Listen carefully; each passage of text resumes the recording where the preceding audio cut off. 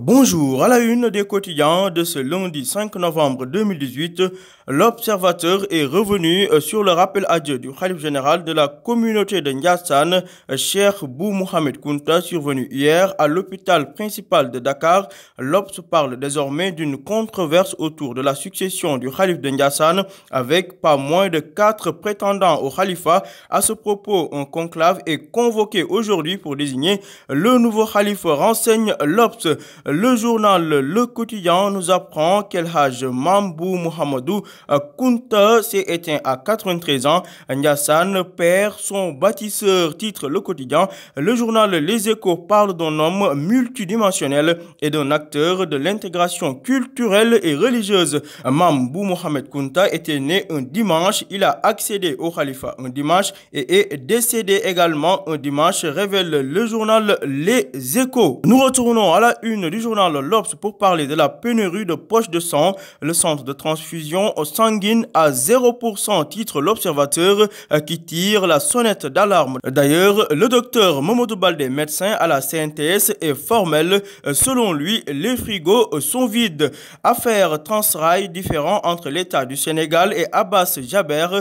Ce contentieux bloque le démarrage de Dakar-Bamako ferroviaire, nous dit l'Observateur, qui est également revenu sur le film du braquage spectaculaire en Casamance sur la route nationale numéro 4. Des otages racontent leur mésaventure. Le journal Le Quotidien consacre d'ailleurs sa une à l'insécurité en Casamance et parle de braquage de haut vol. Un individu dépouille plusieurs véhicules et prend 8 personnes en otage avant de les libérer. C'était ce samedi dans le département de Bignona, renseigne Le Quotidien. Parlons politique à présent. Mimi Touré appelle l'opposition à un débat public.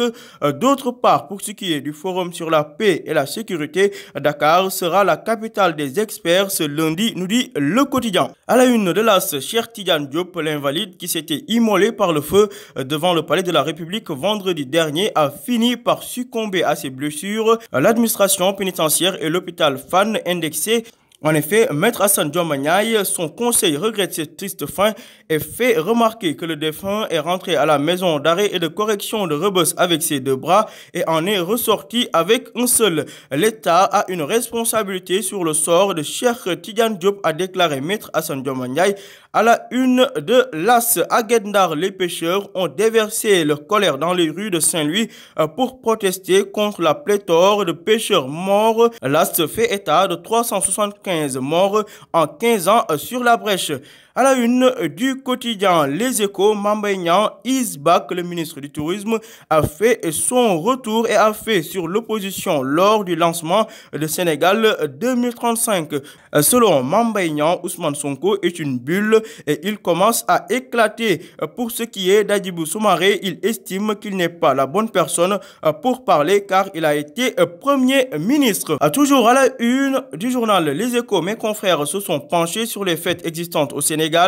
Entre jours fériés, jours ponts et jours chromés, le Sénégal compte pas moins de 16 fêtes légales, dont 8 chrétiennes, 5 musulmanes et 3 fêtes civiles. Les détails à lire, page 4 des Échos. Le Témoin quotidien est revenu sur les accusations de manque de transparence dirigées vers le ministre de l'Agriculture, Pape Abdoulaye Seck, accusé de gré à gré de 67 milliards et de 302 millions de francs CFA. Ce dernier dément toutes les accusations et parle de propos mensongers du Forum civil. Depuis que je suis ministre de l'Agriculture, je n'ai jamais signé un marché de gré à gré, a déclaré Papa Abdoulaye Seck. Mimi Touré, elle, invite le camp d'en face à des débats programmatiques et martèle que depuis 2012, ils ont laminé l'opposition à 5 reprises. À la une de Libération, une dispute conjugale vire au drame au Mariste. Vendetta sous les flammes.